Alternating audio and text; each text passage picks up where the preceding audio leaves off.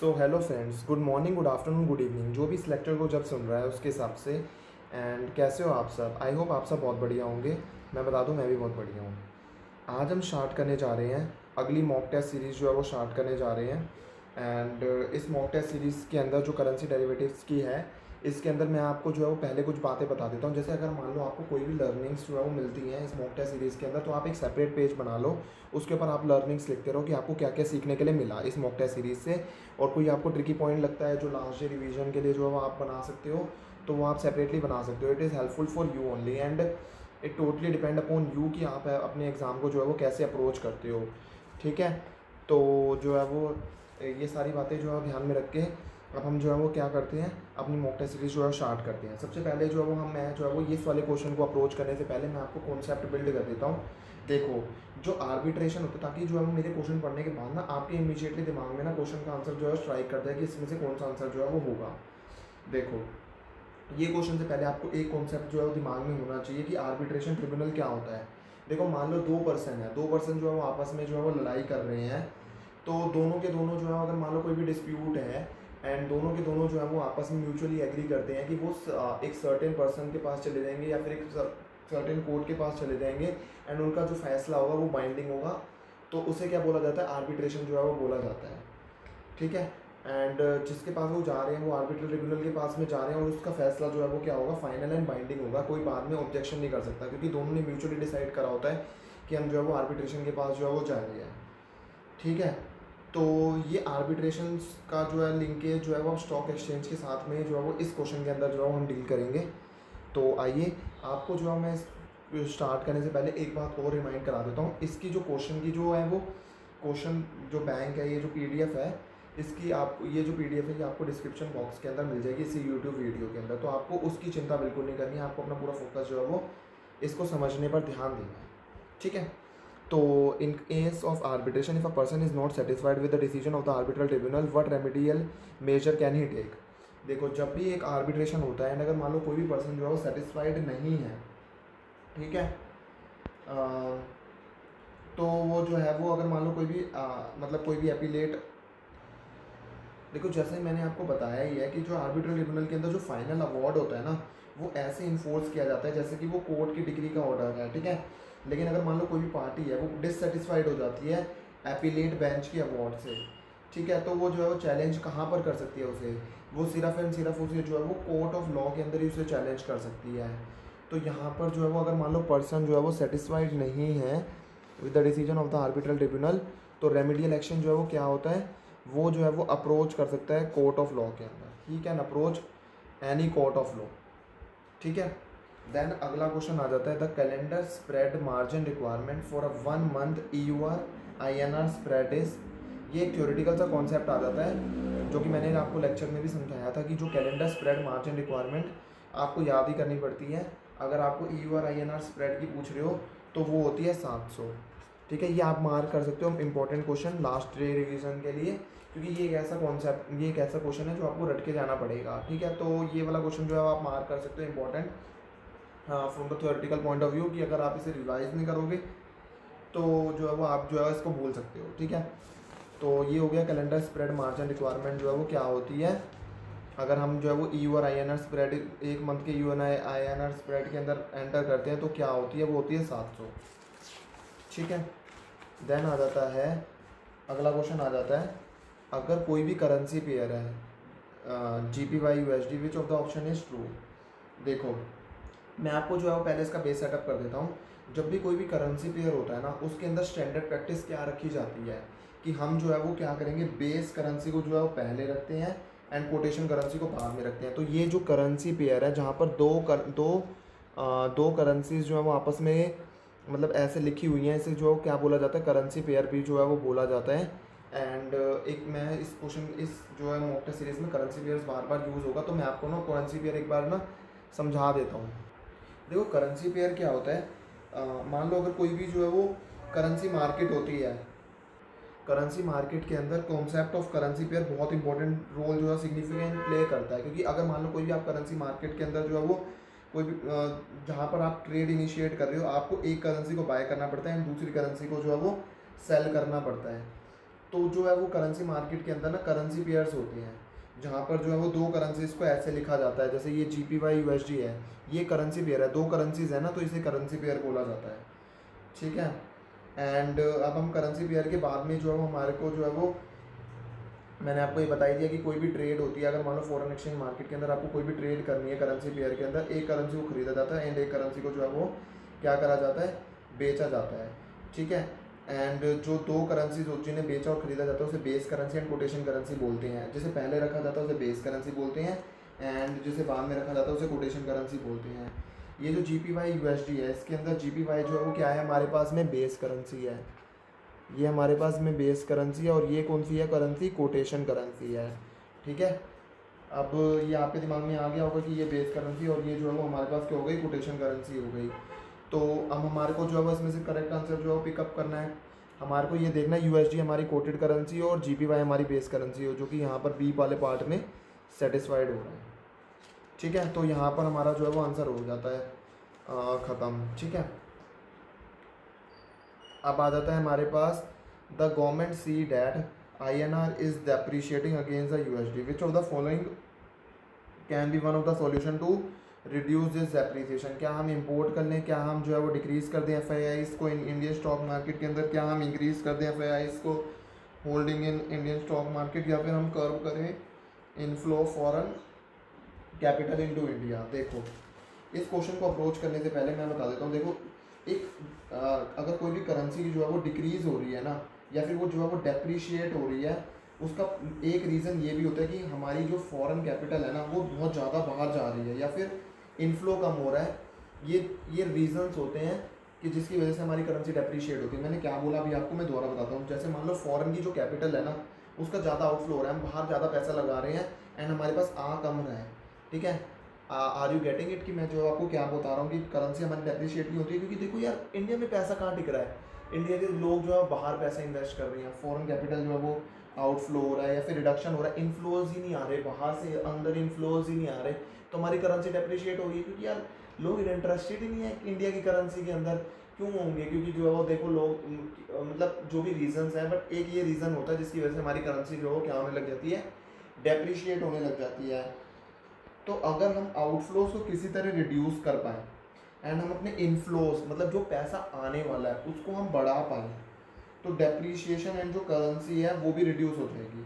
Therefore अगर हम जो है वो फॉरेन इंस्टीट्यूशनल इन्वेस्टर्स जो होते हैं ना, उनको जो है वो हम अलाउ करें कि वो ज़्यादा से ज़्यादा पैसा जो है वो इंडिया स्टॉक मार्केट्स के अंदर लगा पाए, तो उससे इंक्रीज़ होगा इनफ्लो एंड रिड्यूस हो जाएगी हमारी लोकल करेंसी जो है डेप्रीशिएट हो रही है वो रिड्यूस हो सकती है। ठीक है।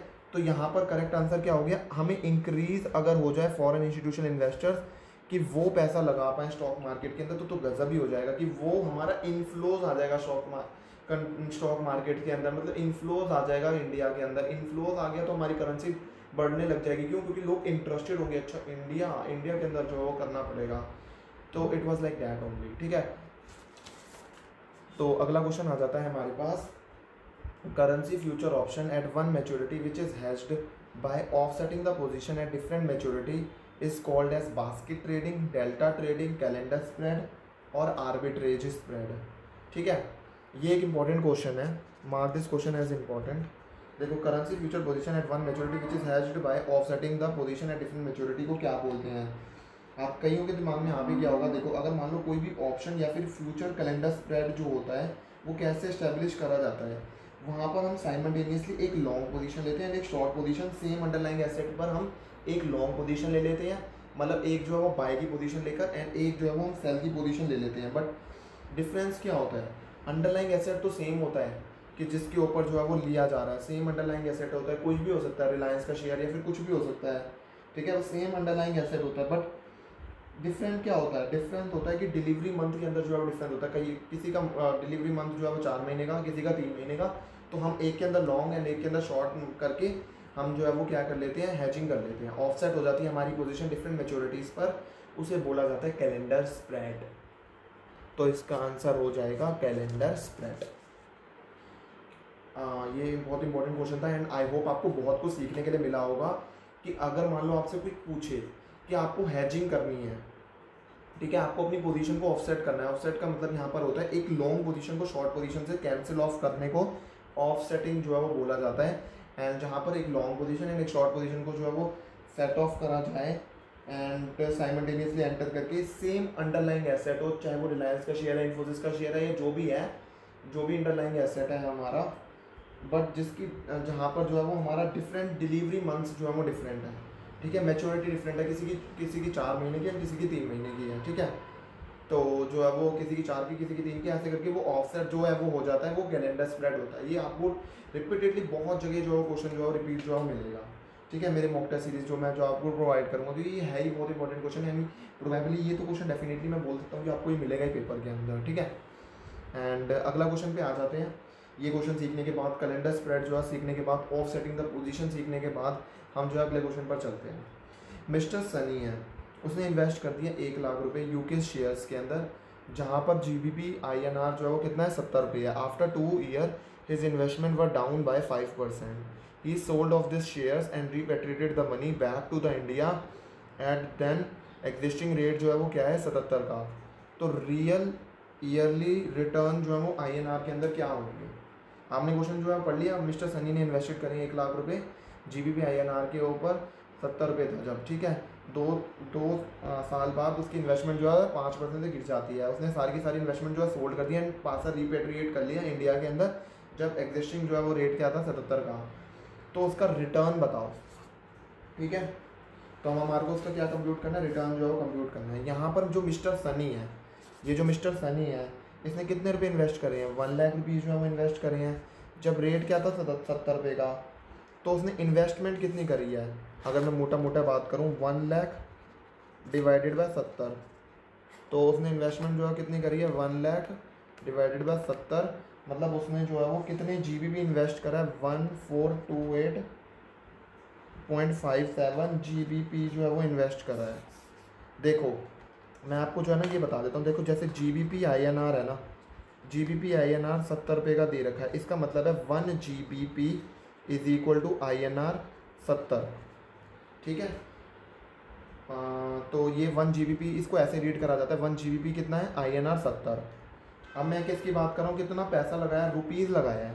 क्या हम जो है वो चीज़ जिसकी हम बात कर रहे हैं, हम रुपीज़ की बात कर रहे हैं, रुपीज़ जो है वो उसने लगाया हुआ है, क्या वो जो है वो LHS में पड़ा है।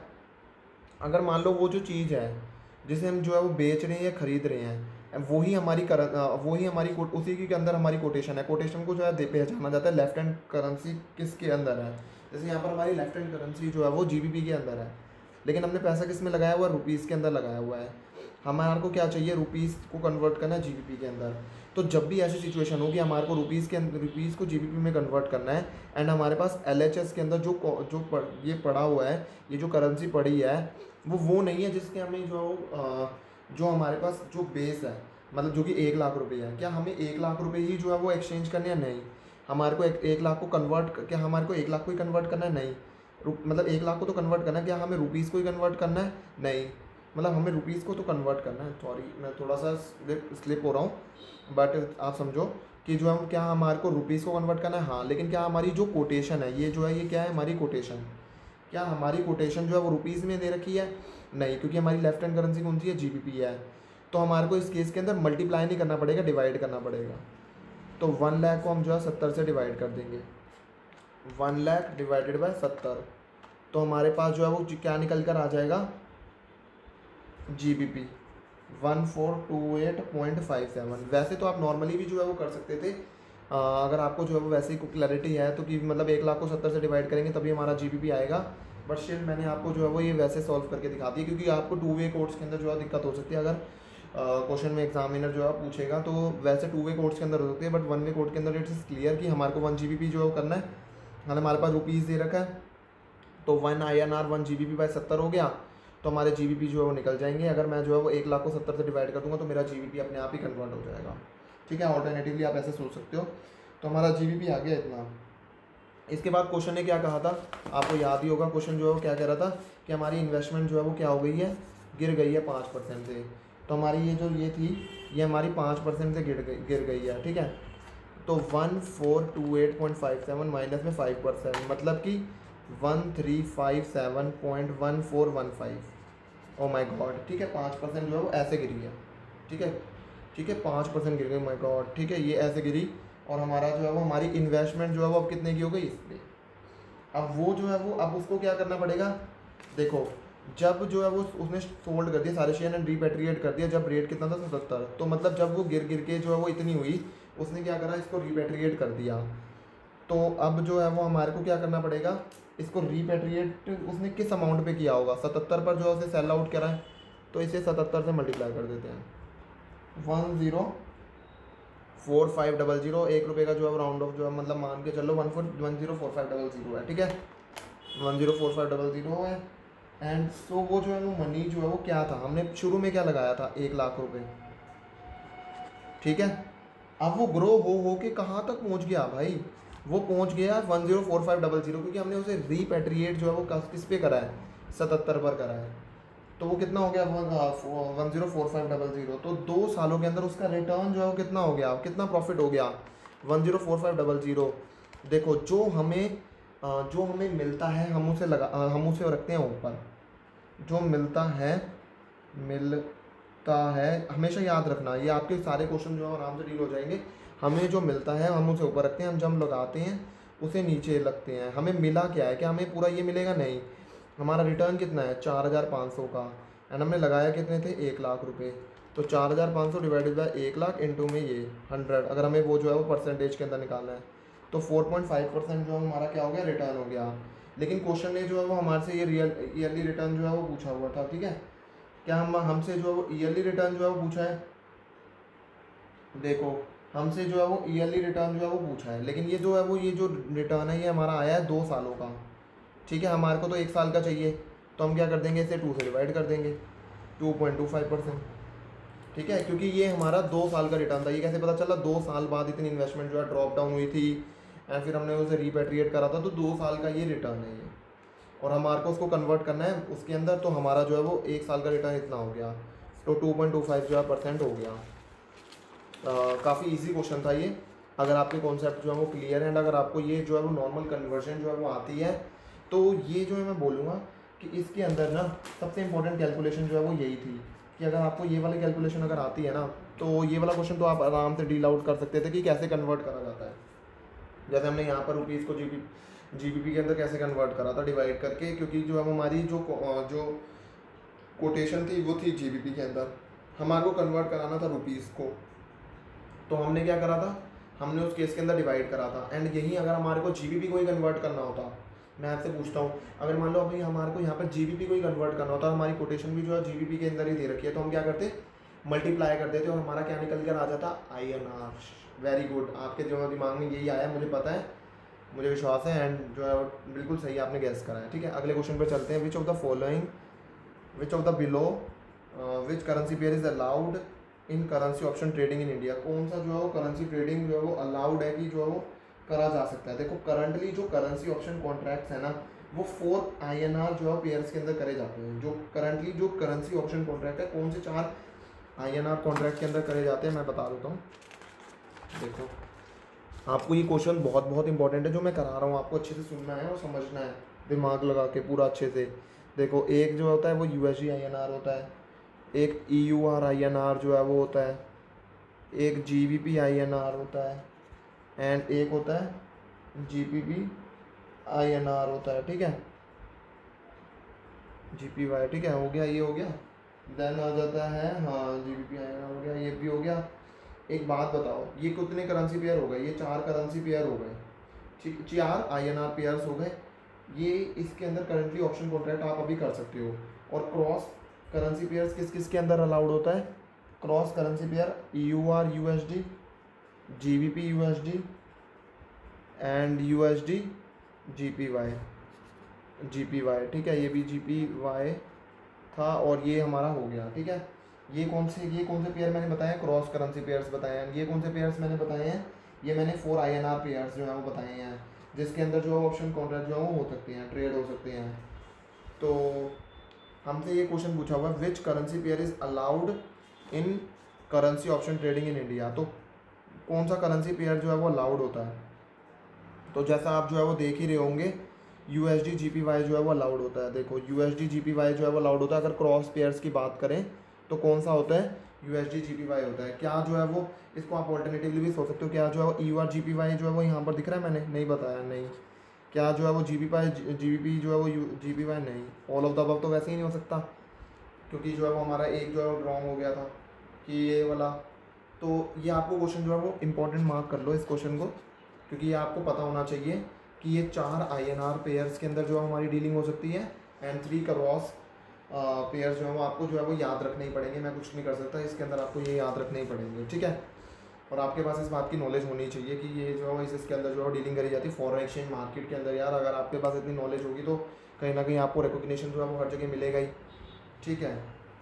तो इसके बाद अगला क्वेश्चन आ जाता है हमारे पास, ये रहा। बेस प्राइस जो है वो फ्यूचर कॉन्ट्रैक्ट का on the first day of its life, जो भी बेस प्राइस किसी भी फ्यूचर कॉन्ट्रैक्ट का जो भी फर्स्ट डे पर होता है उसकी लाइफ पर, उसे क्या बोला जाता है? क्या सेटलमेंट प्राइस बोला जाता है, या थियोरेटिकल फ्यूचर प्राइस बोला जाता है, या कि प्राइस जो अराइव्ड हो रहा है using the interest rate parity principal, या फिर first price entered by any trader. देखो जो बेस प्राइस किसी भी फ्यूचर कॉन्ट्रैक्ट का जो भी फर्स्ट डे पर होगा उसे हम क्या बोलते हैं? देखो उसे जो है वो उसका बोला जाता है कि थ्योरेटिकल फ्यूचर प्राइस जो है वो उसका क्या है। किसी भी फ्यूचर कॉन्ट्रैक्ट के मैं बारे में बात कर रहा हूँ, ठीक है। कोई भी फ्यूचर कॉन्ट्रैक्ट है उसका अगर मैं बेस प्राइस आज बात करूँ, थ्योरेटिकल का मतलब है जो कैलकुलेशन जो हमने करी होती है ना, जो हम खुद कैलकुलेशन करते हैं, जो कि मार्केट के अंदर चल रहा है वो नहीं, जो हम कैलकुलेट करते हैं खुद अपनी कैलकुलेशन जो है वो कर करके, जो है वो पी रेशियोज कितनी है, इसकी कितनी है, सब कुछ जो है कैलकुलेट कर करके फ्यूचर प्राइस जो है हम कैलकुलेट करते हैं। पूरा डाटा जो है वो मतलब उस जो शेयर है उसका जो है पूरा डाटा एनालाइज करके थ्योरेटिकल जो फ्यूचर प्राइस निकालते हैं उसी को जो है बेस प्राइस जो है वो बोला जाता है। जो फर्स्ट डे पर होता है उसकी लाइफ पर, उसे क्या बोला जाता है? थ्योरेटिकल फ्यूचर प्राइस जो है वो बोला जाता है। तो अगला क्वेश्चन आ जाता है हमारे पास में। अगला क्वेश्चन जो है थोड़ा सा जो है वो इसके अंदर जो है वो थोड़ा सा ट्रिकी है। तो इस क्वेश्चन को कराने से पहले मैं आपको जो है वो क्या कर देता हूँ, ये वाला क्वेश्चन जो है वो लास्ट वाला क्वेश्चन बता देता हूँ। देखो ये क्वेश्चन क्या है, you execute a future currency trade, buy करा है आपने ईयूआर आईएनआर एंड सेल कर दिया USD INR of the same amount, which of the following option is correct in your view? INR appreciate हो रहा है अगेंस्ट यूएसडी, आईएनआर जो है वो एप्रिशिएट हो रहा है अगेंस्ट ईयूआर, ईयूआर एप्रिशिएट हो रहा है अगेंस्ट यूएसडी, या फिर ईयूआर जो है वो डेप्रिशिएट हो रहा है अगेंस्ट द यूएसडी। तो देखो अगर मान लो कोई भी जो है वो, अगर मान लो आपने कोई भी फ्यूचर करेंसी ट्रेड जो है वो एग्जीक्यूट करा, ठीक है, ना आपने बाय करा है ईयूआर आईएनआर एंड सेल कर दिया यूएसडी आईएनआर को, सेम अमाउंट का जो है वो था, ठीक है। तो आपके मतलब आपको क्या लगता है कि क्या जो है वो होगा यहाँ पर? जो है वो क्या होगा कि इसका जो है वो लिटरल इंटरप्रिटेशन जो है वो ये कहता है कि जो है वो ईयूआर हमारा एप्रिशिएट हो रहा है अगेंस्ट आईएनआर, नहीं, ईयूआर जो है हमारा एप्रिशिएट किसके अगेंस्ट हो रहा है? अगेंस्ट यूएसडी जो है वो एप्रिशिएट हो रहा है, ठीक है। तो यहाँ पर जो है वो आ जाता है हमारे पास कि हमारा ईयूआर जो है वो क्या हो रहा है? एप्रिशिएट हो रहा है अगेंस्ट यूएसडी। क्योंकि आपने जो है बाय करा था ईयूआर, तो आप जो है वो ये एक्सपेक्ट कर रहे होंगे कि हमारा ईयूआर जो है वो क्या हो जाएगा? यूएसडी से ज़्यादा एप्रिशिएट हो जाएगा। तो इसको ऐसे ही जो है समझा जाता है कि हमारा ईयूआर जो है वो एप्रिशिएट हो रहा है अगेंस्ट यूएसडी, तभी आपने जो है वो इस फ्यूचर कॉन्ट्रैक्ट को जो है वो ट्रेड करा है। क्या आपको लग रहा है कि ईयूआर की जो है वो ज़्यादा एप्रिसिएशन है, आप उसे कम में खरीदोगे, ज़्यादा में काटोगे, एंड तो उससे आप जो है मार्जिन मतलब प्रॉफिट जो है कम आ जाओगे। तो हमारा ईयूआर एप्रिशिएट हो रहा है अगेंस्ट यूएसडी। अब हमारे पास आ जाता है लास्ट क्वेश्चन आ जाता है for the day, and at 11 AM IST USD INR was trading at, इस पर जो है वो ट्रेड हो रहा था 52.50 52.75 पर, एंड GBP USD जो है वो ट्रेड हो रहा था 1.6525 1.65550 at 3 PM on the same day. USD INR जो है वो इस पर मूव कर गया 52.25 52.50 एंड GBP USD जो है वो मूव कर गया 1.5050 and 1.5075। What would be the best describe this movement? क्या जो है वो चीज़ जो है वो बेस्ट डिस्क्राइब जो है वो करती है? देखो जब भी जो है वो कोई भी बेस करेंसी है, जहाँ पर हम बेस करेंसी को बाय करते हैं मोर, हम कोटेशन करेंसी से ज़्यादा हम किसी भी बेस करेंसी को बाय करते हैं, तो बेस करेंसी जो है वो क्या होने लग जाती है? देखो एक होती है हमारे पास बेस करेंसी और एक होती है हमारे पास कोटेशन करेंसी। अगर मान लो जो है वो किसी भी करेंसी पेयर के अंदर, जैसे मैंने अभी आपको थोड़ी देर पहले समझाया था, तो अगर मान लो किसी भी हम बेस करेंसी को जो है वो क्या करते हैं, हम ज़्यादा जो है वो बाय करते हैं कोटेशन करेंसी से, जो भी करेंसी पेयर के अंदर है, तो इससे क्या होता है, जो हमारी बेस करेंसी, जो बेस में जो करेंसी रखी हुई होती है ना, वो क्या होने लग जाती है, वो स्ट्रेंथन होने लग जाती है, वो मतलब मजबूत होने लग जाती है और वो ज़्यादा होने लग जाती है। और जो हमारी कोटेशन करेंसी होती है वो क्या होने लग जाती है, वीकेंड होने लग जाती है, या फिर जो है आप बोल सकते हो डेप्रीशिएट होने लग जाती है। जैसे आप मानो कि ये USD INR जो है वो, अगर मान लो वो मूव हो रहा है किसी भी जो प्राइस से, अगर हम मान लो वो मूव हो रहा है, आप मान के चलो 68 से जो है वो मूव होकर हो रहा है 68.25 जो है वो मूव हो जाता है, तो हमारी कौन सी करेंसी जो है वो बढ़ रही है। अगर मान लो ये कौन सी करेंसी पेयर की मैं बात कर रहा हूँ, USD INR की, वो ऐसे बढ़ रहा है, तो इसका मतलब है देखो USD INR जो है वो दे रखा है, USD INR दे रखा है और वो 68 से 68.25 हो रहा है। देखो जब भी ऐसे वो दे रखा हो ना, तो ये आपको पता ही है, यहाँ पर एक बिट होता है और एक आस्क रेट होता है, एंड आपको ये पता है। एंड देन मैं जो है वो आपको ये बोलना चाहूँगा, ये क्या है हमारे पास, अगर मान लो USD INR, ये तो सिंपल सी है, वन वे कोड की मैं बात करूँगा, 68 से 68.25 हो गया, तो ये जो है 68 जो है वो हमारे पास क्या है, ये USD होता है जो पहले रखा गया है, तो वो बढ़ गया है। इसका मतलब है कौन सी करेंसी जो है स्ट्रेंथन हो गई है, इसका मतलब ये होता है कि हमारी जो है वो USD मतलब जो बेस करेंसी है वो स्ट्रेंथन हो गई है। इसका मतलब है हमारी USD जो है वो क्या हो गई है, अप्रिशिएट हो गई है, और INR हमारी डेप्रिशिएट हो गई है। सिमिलरली अगर मान लो वो मूव हो रहा है 68 से 67.50 तक हो रहा है, तो इसका मतलब क्या होगा, अगर मान लो यही 68 से 67.50 होता है, इसका मतलब क्या होता है, USD हमारी जो है वो डेप्रीशिएट हो रही है, जो बेस करेंसी के अंदर रखी हुई है वो हमारी क्या हो रही है, डेप्रीशिएट हो रही है, क्योंकि ये USD जो है वो क्या दे रखा था, ये टू वे कोड नहीं है, ये 68 से 67.50 तक हो गई है, ठीक है।